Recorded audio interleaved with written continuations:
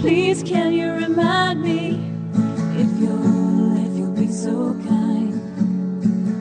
I'm staring out into space, asking God to hear my case, trying to think of all things past. How long will my memory last? The purple angel,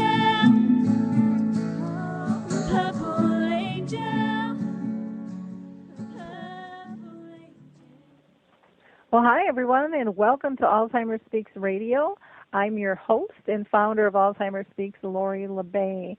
For those of you that are new to our show, I'm just going to give you a little background on who Alzheimer's Speaks is and why we got started. Basically, we're an advocacy-based company providing multiple platforms to shift our dementia care culture from crisis to comfort around the world.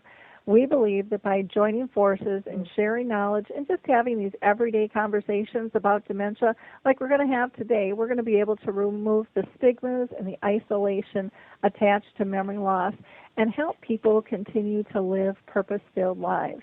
Together, we can help everybody have a better understanding of the true needs of this disease and how it impacts families all around the world. At our core, Alzheimer's Speaks believes that collaboratively we're going to be able to win this battle. And I know it's working because of all of your clicks and likes and shares that you have done. By, sharing on Facebook and sharing with your Twitter tribes and your LinkedIn colleagues and Pinterest and all those different social media platforms, you are having a huge impact. You are helping us spread the word of knowledge and resources by sharing what we do at Alzheimer's Speaks. Not only do we have the radio show, but we have a blog. We do our webinars twice a month called Dementia Chats, and we're always working on different initiatives. And the more we can get that information out to people, the more we can let people know the resources that are there, we are going to be able to make a huge difference and make people more comfortable just clicking on something when they're ready to do that.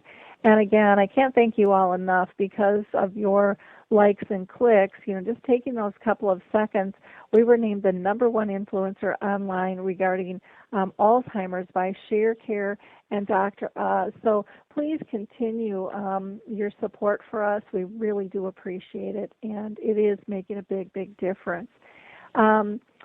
If you'd like to contact us during the show and join the conversation, you can go ahead and just utilize the chat box and note your comment or question, and we'll be monitoring that throughout the show, and we would love to have you participate. Maybe as you're listening, you're thinking, gosh, I've got a story to tell too. And, we interview everybody, people who are diagnosed, people who are caring for those that have dementia. They might be professionals, maybe their family or friends. Could be advocates. Today we are lucky to have with us some songwriters. And, it's amazing to me over, my mom's 30-year journey, how much things have changed and how creative we're getting in terms of raising awareness. And so today we've got with us Bakhus Saba, who started caregiving back in 2004, and he still is. He visits his mom, Annie, daily, as she's now in long-term care, and she's been there since 2011. And he started advocating for dementia and Alzheimer's through songs and videos, and he's had a really powerful impact. He worked with John and Michelle Law on the song called Songs, Still a Child. He has worked with Karen Morand and Dale Butler, who we have here today with us, on a song called You Are Here. And he also worked with Dale Butler on Love is the Cure. Bakhus has done 2 videos that have been really powerful. One was called Dementia and Alzheimer's Knows No Borders, and the other is called Younger Onset, Our World. And so welcome today. How are you doing, Bakhus? I'm good, Lori. How are you? It's good to talk to you. I'm doing really good. It's fun to watch all the things that you're doing with your work.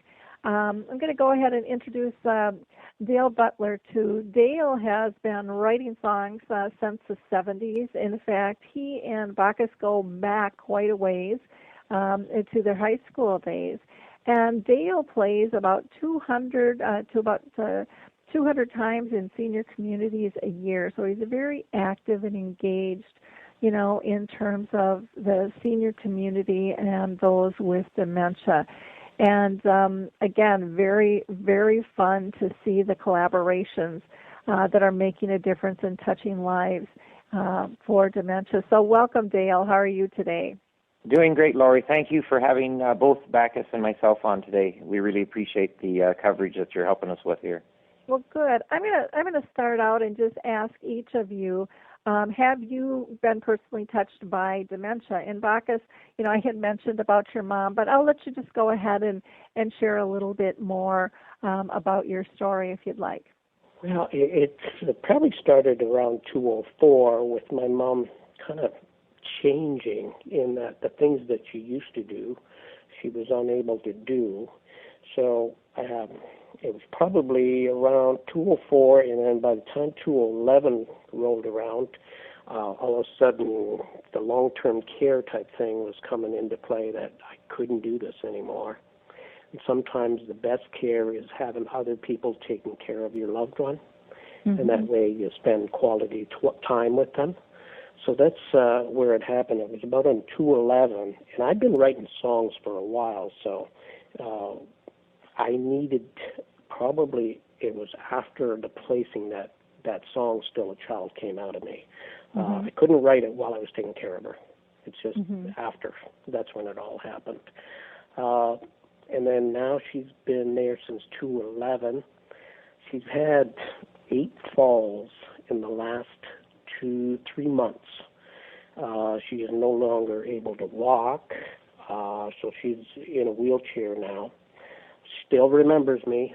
I still visit her every morning, and I've been going there in the evening also. I think the big thing about this disease is when you place somebody in long-term care, the hardest thing is you don't want them to feel alone. And that's one thing that you notice with the people there, that they need visitors, they need company, and that's pretty well where it's at right now. So I visit in the evening, so long as I'm not working, and then in the morning I visit at breakfast.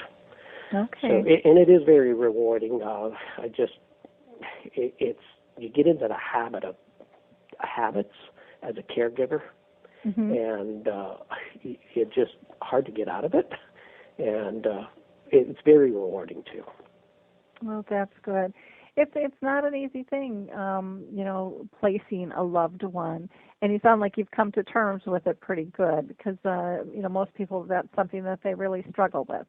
I still struggle, Laurie. There are times I really miss her.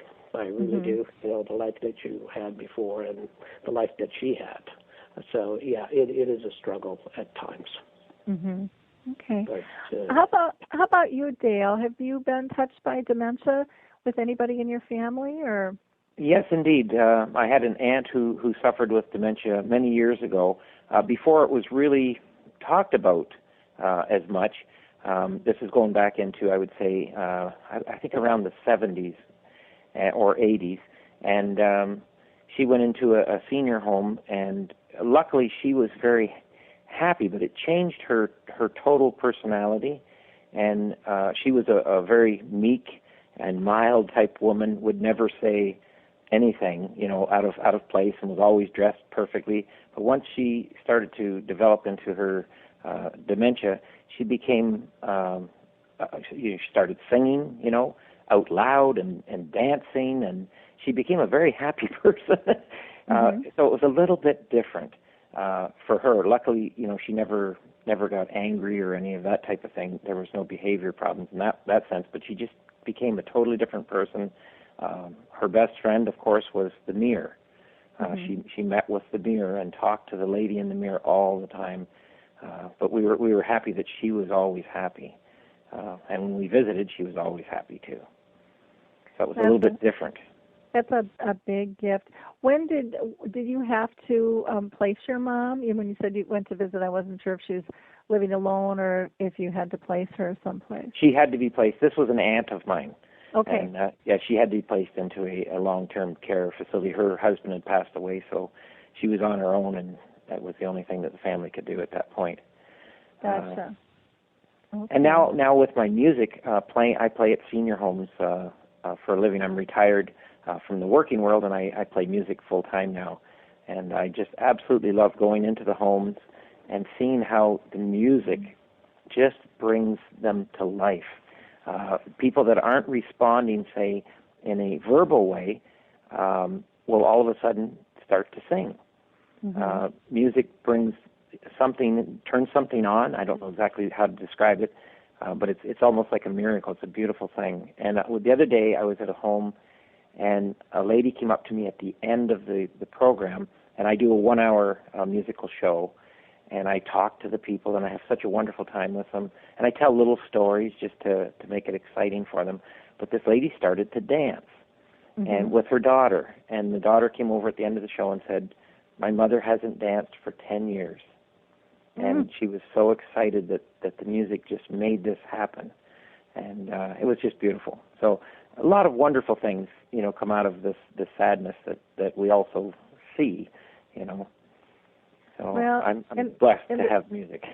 Yeah, the simplicity of music and the joy it brings, I think it's very overlooked in terms of being able to bring people peace and contentment and things. And so I think it's just wonderful, you guys working so well at trying to raise the profile and raise the awareness about this disease and the effects of the disease.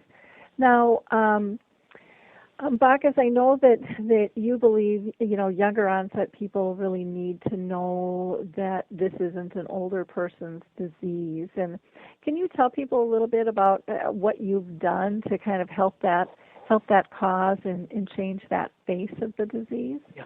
Well, what happened was after the No Borders video, I got a call from Michael Ellenbogen, mm-hmm. and he had mentioned that I didn't have very many young people in that video. And I thought, well, that kind of triggered a little thought that maybe there's something here. And I had seen a video with Barry Peterson and Jan Peterson. They're people that, they were news foreign correspondents. I don't know if you've ever seen that on YouTube. Mm-hmm. But anyway, Jan had younger onset, and she'd always go to that mirror, and she'd be looking at herself, and the person that was in the long-term care home was with her, and she says, "Is the person that's here going to come with us for coffee?" Mm-hmm. And she was looking at herself at the time. So that kind of triggered the song, "You Are Here." And especially the one verse, "I look in the mirror, and what do I see? The eyes of a stranger stare back at me. The look is familiar, but something is wrong." But anyway, that triggered the song, and I had seen Karen at one of John and Michelle's concerts, and I approached Karen, knowing that I had seen her at one of Dale's coffee houses that he does. And I approached Karen about writing a song about this. Mm-hmm. And about a month later, we had gotten together, and I brought Dale along with me.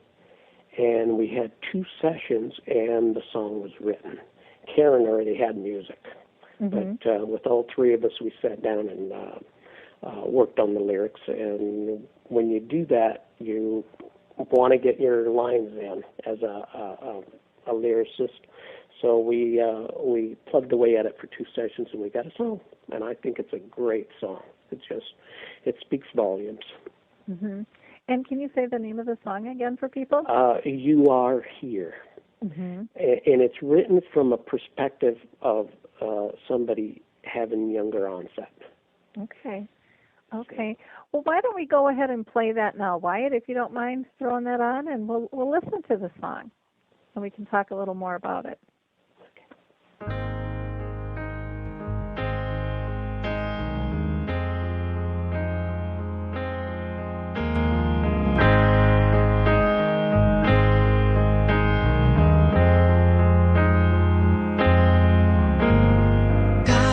what's happening here. I'm all alone in my fear. Early onset is what I've been told. I'm too young to be old. All the memories I've known are fading into the unknown. The life I live with the people I love are ghosts that haunt me now. And I need to know somehow you are here, you are near. Hold my hand when the thing remains through the years. You are here.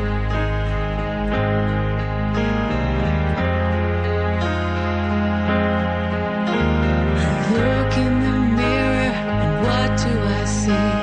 The eyes of a stranger stare back at me. The look is familiar, but something is wrong, like an old forgotten song. Can you help me sing along? You are here, you are near. Hold my hand, one thing remains through the years. You are here. All that I know is this moment right now. You may be a stranger, but love me somehow. In time, you will get to know.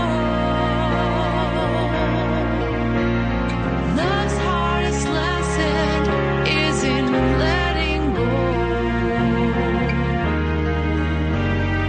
One day you'll pack up my things.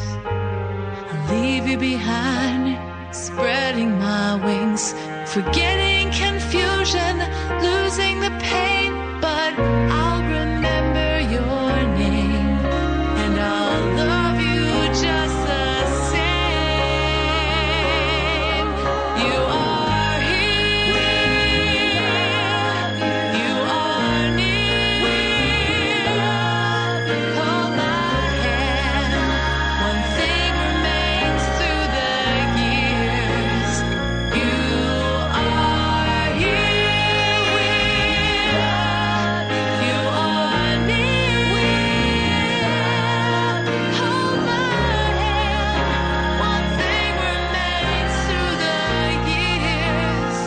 You are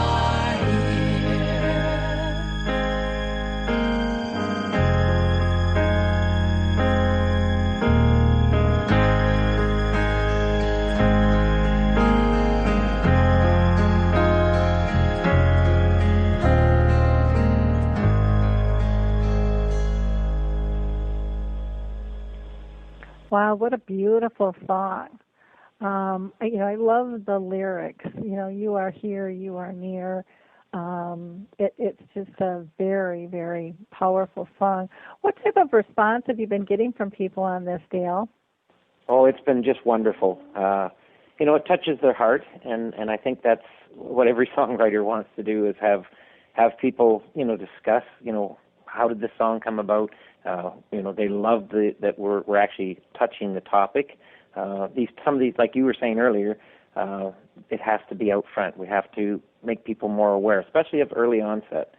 It's touching more and more people. I'm seeing it every time I go to the homes that I'm playing in what were once called senior homes. There's younger and younger people in there, and it's hard for me to look at that, and I know it's hard for everyone, including the staff. It's a whole different ball game we're dealing with now, and some of it I know is I'm seeing some of it is caused by even things like the sports injuries.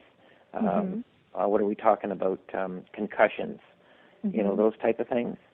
And I think that's going to be more relevant as we go along.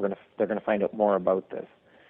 There's been so many, I think, sports people that have committed suicide, and I bet if they tie it all together, it's going to be that it's this early onset stuff that's kicking in. Mhm. That's pretty sad. Yeah, I know. Even just visiting my mom when she was still alive, she was in the nursing home for quite a while, and 14 years, and just seeing the face of who was there, huge change, huge change, and seeing kind of the struggles of staff trying to deal with a different type of person with this disease as well. Bacchus, are you seeing a change since your mom has been in terms of a little bit? I think the hardest part is you're seeing a lot of people, like, for me anyway, is 4 years ago it's completely changed the number of people that are there. So the people that were with my mom for years are no longer there. So that's difficult when you're going there every day and then you see somebody passing away, and I think, oh, this is pretty hard. As far as where the song is touched people, I don't know if you've noticed on the video, the younger onset, Our World, there's a Karen H that left a comment, and it really touched me in that she's been all around it. She's been on shows with Paula Zahn, ABC News, I think Oprah here, and a lot of her family has been touched by this, including her husband, who had passed away. But anyway, she left a comment here on YouTube. It's really interesting, and if I can read a little bit of it. Sure. Sadly, I feel the government does not push for funding because most people think this disease only affects older people. In my heart, I feel the money isn't earmarked for Alzheimer's because those in power feel most patients with the disease have lived their lives and it's not worth the effort. I have been doing this for years to get people to see that this is not an old person's disease. But anyway, that's just a little part of what she had written here. And that really, does make sense, like that they think it's an older person's disease and they just don't want to put money into it, and that's sad. It really is. I mean, you got to stop it at a younger age. But anyway, that really touched me there. Okay. And I guess the rest of the comment is on the YouTube video, the Alzheimer's, the one about the younger onset, that video. So if anybody wants to read the rest of that. And they can, to go to your YouTube channel, can you tell them what that is? If they want to listen to the song with Karen singing, it's Karen Moran, You Are Here. And then the other one is Dementia Younger Onset, Our World.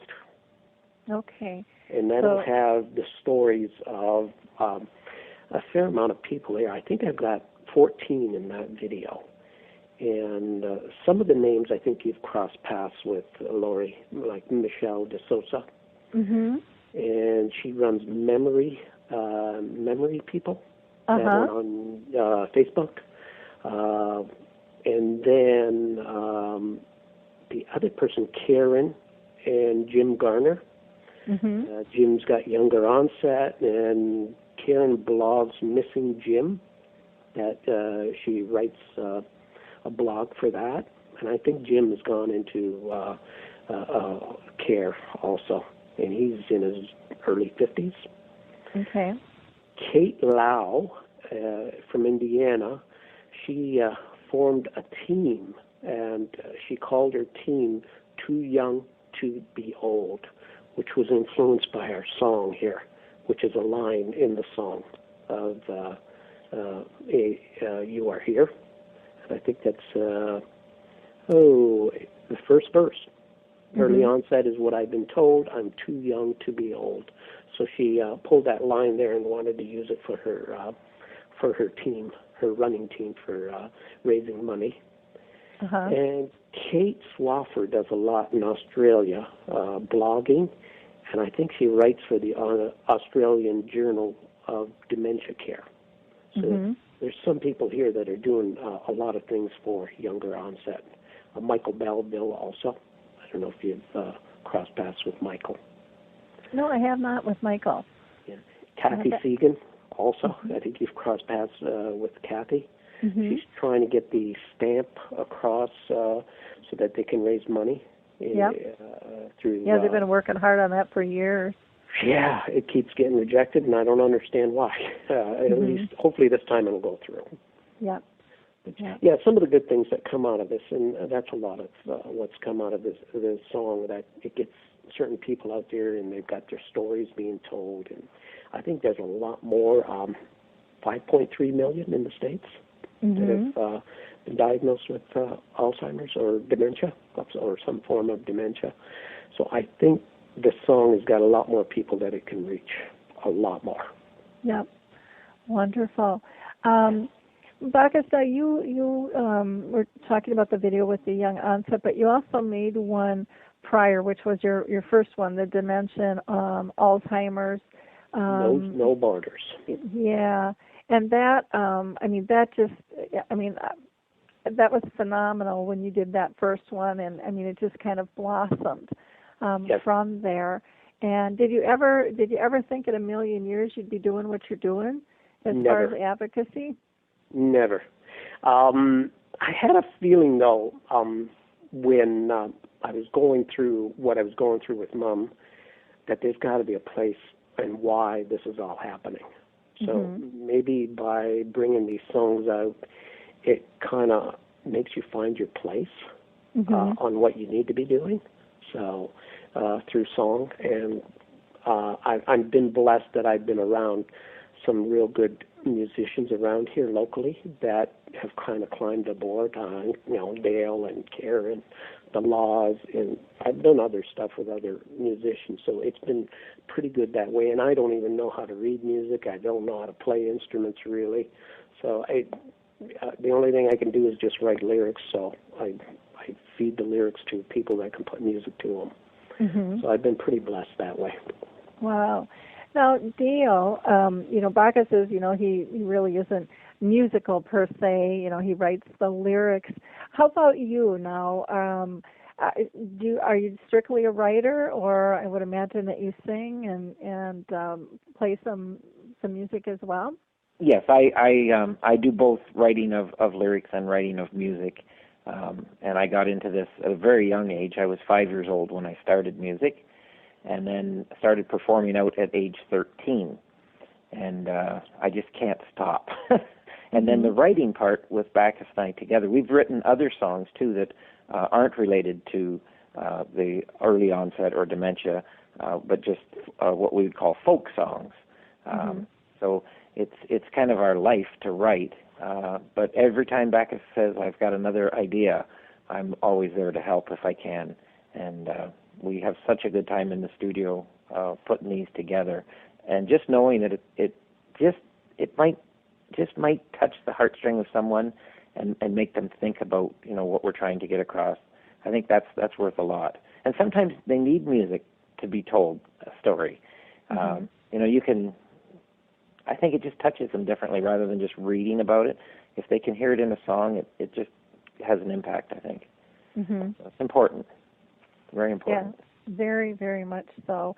And not just to the person with dementia, but those caring for them as well. It changes the whole kind of dynamics of a room when music is played.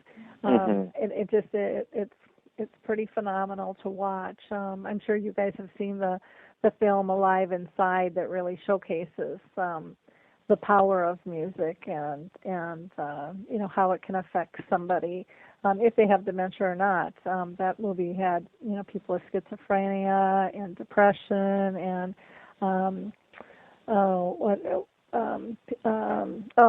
there were so many different types of people that this music impacted. And again, getting to know what people enjoy, because it can also trigger some negative responses as well. So you have to know the type of music for individuals. Needless to say on that. Now, there's no cure or anything for this disease, and you guys Bakhus, you were working on another song called "Love Is the Cure" that was written by Dale. And Dale, do you want to talk a little bit about that song? Yeah, it's our latest project, and it was real enjoyable. I'm just going to see if Bakhus has the lyrics here. Oh wow! No, I don't have them. I don't have them with me. I might have the lyrics. So I'll let you talk to Bakhus for a second, and I'll go grab the lyrics so I can give you just a rough idea of the direction we went on that one. Okay. You know, and then Bakhus, before you start, I'm just going to yell out to Wyatt because I did shoot him an email, and I just want to make sure if he had a chance to upload that song as well that we could play that too. So go ahead, Bakhus. Yeah, that one was interesting. I had an idea that, especially like with couples that are dealing with having to be a caregiver, a husband or wife, and they're in a marriage that they started, 20, 30 years earlier, and all of a sudden here they are 30 years later, or, whenever they get diagnosed, and I'm thinking, geez, those words "I do" that you say in marriage vows sure do change when you become a caregiver to your spouse. And I thought those wedding vows would make an interesting lyric in a song.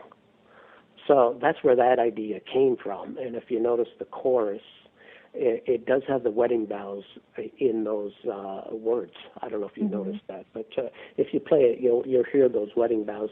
And then the verses are basically what couples have to deal with when they're dealing with the probably younger onset more so, because you're dealing with the financial part of things, having to try to keep a job, and there's either a husband or wife that cannot work anymore. So there's a lot to deal with. But that's what that song's all about. And right now, love is the only cure we've got.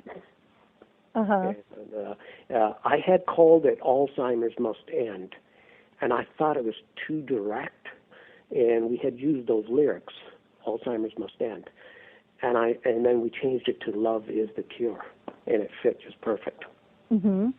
And we took an afternoon off. I took an afternoon off, and Dale came over, and I said, "Here's the ideas," and away we went, and we wrote it, and we got a terrific singer by the name of Joan Charette to sing it, and we videotaped the studio session. Anyway, Dale's here. I think he's got the lyrics. Yeah, I found them. Okay. In my collection of songs. Yeah, as Bakhus had mentioned, that there's, we went off of a typical, wedding vows. I love you now more than the day when I said in sickness and in health. And then there's another one, I love you now more than the day when we said I love you forever. And for richer, for poor. And we, again, talking about, there's loss of jobs, there's, and then as soon as that happens, there's loss of identity in most cases, which is, hard thing to take mentally. And then there's another line in the song, you have become my shadow. I am the face that you know. Your identity has been stolen. Our home is where you belong. Home is where you belong. That's, of course, the hope and dream of everyone, is that, you can be in your familiar home surroundings as long as possible with this. Hey, Laurie, that line that Dale just read, that came out of... I don't know if you read the book, Dancing with a Stranger, Slow Dancing with a Stranger. And I'm just thinking, it's, what's her name? She used to be a newscaster, and she wrote the book for her husband had younger onset. Yep, and I can picture her face, and she works with Us Against Alzheimer's, and I'm going blank at her name. It's called Slow Dancing with a Stranger. And she's on the Us Against Alzheimer's site. But anyway, that verse that Dale just wrote, because she had a line in there where her husband would always follow her because she was the familiar face. So anywhere in the house, he was like her shadow. Mm-hmm. That's where the influence came on that one, because I read that book and I thought it was a real interesting read, real good read. Slow Dancing with a Stranger. Yeah, another line that's very powerful in the song too is, "Your thoughts have been silenced, and I will be your voice." Mm-hmm. And I think that's what Bakhus is all about, is being a voice through these songs for all the caregivers and for the people that are suffering with dementia. Meryl Comer. Meryl yeah. Comer is in Meryl. Yep. Yes. Glad someone can remember something. Yeah. My brain, I could just hear it chugging along, trying to go, I know, I talked with her, I can see her face, I remember her stories, the whole 9 yards. So, yeah, I'm glad you remembered her name. Well, why don't we go ahead and listen to this song? Wyatt, if you want to go ahead and play this song, Love is the Cure.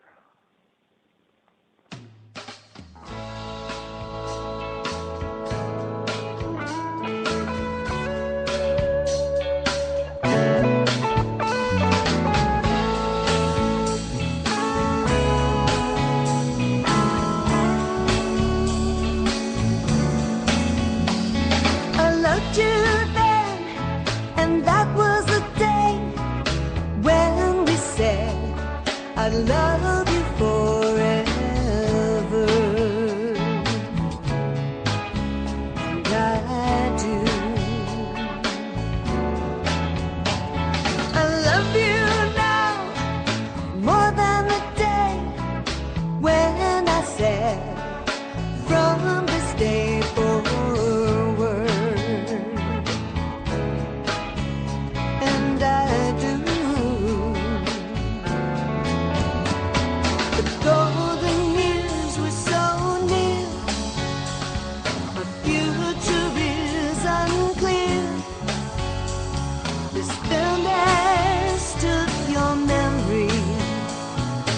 All you held so deep, all you held so deep.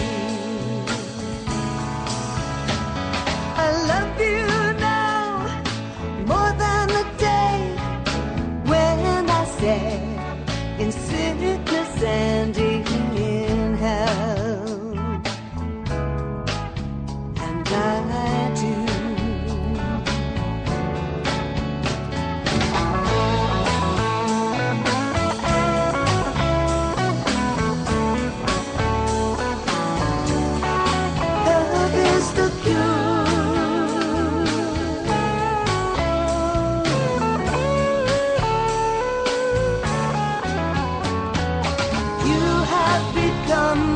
Shadow, I am the face you know.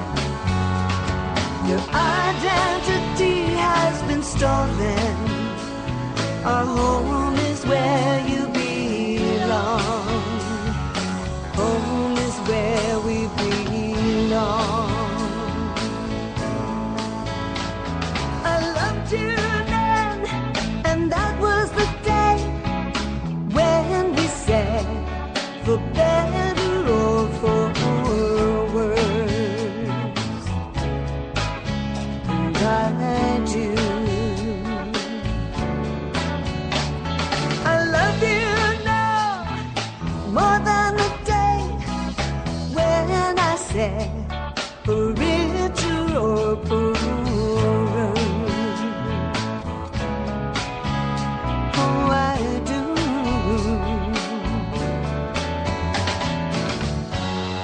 I've been silent, but I will be your voice, and through this long goodbye and all the tears we've cried, memories never end. Love is the cure. Memories never end. Love is the cure.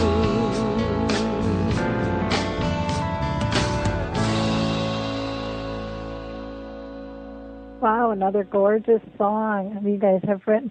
Bakhus, how can people hear these songs? Are they on iTunes or is it just YouTube? Right now, I've just been putting them on Facebook and on YouTube. Okay. Still a Child is available on CD Baby, and it would be John Law, Still a Child. So that's about the only spots. I'm thinking of doing a mini CD, because I've got another song in the pipeline coming up. And I'll put all 4 on a CD. I may put a 5th one because somebody out of Australia, Malibu, she has pet therapy. She used a song that John and Michelle had I had written with John and Michelle. And she uses that on a video that she has made with her pets, Malibu. So I'm not sure if you're familiar with that. No,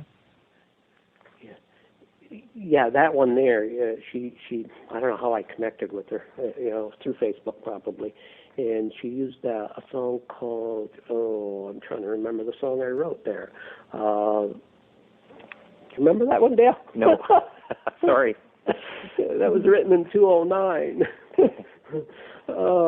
I Can See a Light. I got to remember my songs here. I Can See a Light is the song. A good song. I'll send it to you. Okay, wonderful. Okay.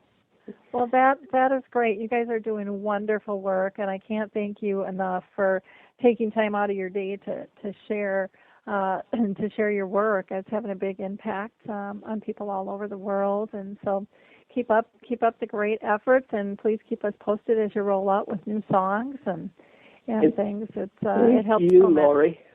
Thank you for all you're doing. It's an avenue for us that we can share, the music through your site and all you're doing. It helps a lot. And I don't know if you remember how we met. I sent you Still a Child, and I got the call from you like maybe 5 minutes after I sent it to you, and it had touched you right away. Yep. So I remember that. All of a sudden I get a call from Minnesota. I said, "Who's this?" And it happened to be you. Yeah. It is funny how people get connected and stay connected once they're touched. The story shared and the common cause and things. Pretty powerful stuff. Yes, it is. And again, thank you so much for having us on your show. Now, Dale, I have a question for you. Is there a way people can reach out to you if they're interested in maybe having you come and sing? Oh, boy, that would be fun. I suppose the easiest way to get a hold of us is through the Facebook. I'm under Dale G. Butler on Facebook, or just Dale Butler. I have 2. And then also I could be contacted through lastfridaycoffeehouse.com. Okay. And that's a coffee house that I run featuring local musicians in the area. Okay. So Dale G. Butler on Facebook. Yep. Or lastfridaycoffeehouse.com. Okay. Wonderful. Well, again, appreciate all of the work that you guys are doing, and again, I thank you so much for taking the time to be with us, and I look forward to your new works and hearing what you're doing. We'll send it your way, for sure. Okay, wonderful. Thank you. Thank you. For those of you that weren't able to listen to our last show, you might want to go back to the archives and listen in. We talked to an author who wrote a book about including children in the conversation about dementia, and it was a pretty powerful conversation. We also did a Dementia Chat session, a webinar on the 27th, and that's on the blog, and it's also on our Dementia Chats page, which is on our main site, which is alzheimersspeaks.com, and then just go to the tab that says Initiatives and Projects, go down to Dementia Chats, and there you'll find a discussion where we talked about tips for living with the dementia, helpful ideas for the holidays, holiday seasons coming up, and how doctors and clinicians can best work with somebody with dementia, some changes that they can do. On the blog, there was information on a radio interview, Alzheimer's and You. There's also a post that was done on the 30th for a teleseminar that's going to be through the Alzheimer's Research and Prevention Foundation. And Curdy Kelsa, who's the CEO of ARPF, will be hosting that, and they're going to be talking about the caregiver's journey and new ways to find meaning, and that'll be on November 18th at 5 p.m. Pacific. That's 6 Mountain, 7 Central, and 8 Eastern Time, and that is free. Also posted on the blog is the summary of the National Survey on Dementia, which was done by the Dementia Action Alliance group, and has some great findings there. Last, I want to give a shout out to the Savor Your Life Education and Resource Fair. That is coming up this Thursday at the 5th from 4 to 8:30 at Transfiguration Catholic Church. They're going to have all kinds of topics shown and shared with various speakers and interactives. Then people are always asking me about His Neighbor Phil and where they can find that film. On the 5th, that'll be shown in Roseville, Minnesota at the City Hall. On the 12th, it's going to be at J. Arthur's Coffee Shop in Roseville. On the 19th, it'll be at Rasmussen College in Eagan. And on the 22nd, White Pines in Blaine. All of those are, again, in Minnesota. So really appreciate all the work that Bakhus and Dale have put in and the time they shared with us today. For those of you that aren't familiar, Alzheimer's Speaks Now is on Alive and Social, and you may want to take a listen to the Twin City Hit Show, which plays Monday through Thursday at 9:30. There's a lot of great banter with the team from the Twin City Hit Show there with Rusty Gatenby and his team. Check them out. Or Apples to Apples is a sports show with some banter between father and son. It's always really interesting. So take a peek at Alive and Social. They've got a lot of fun shows. Alzheimer's Speaks, I think, is just one of many there that I think you will enjoy. And all of them are archived, so you can grab easy access to them. Until next week, we will talk soon, and just have a fun and safe week. Bye now. Hey everybody, Jared Sebestier, host of Retire Repurposed. This podcast is dedicated to help people transition into fulfilling and purposeful retirements. Retirement is a big life change. In fact, the two most dangerous years of a person's life are the year they were born and the year they retire.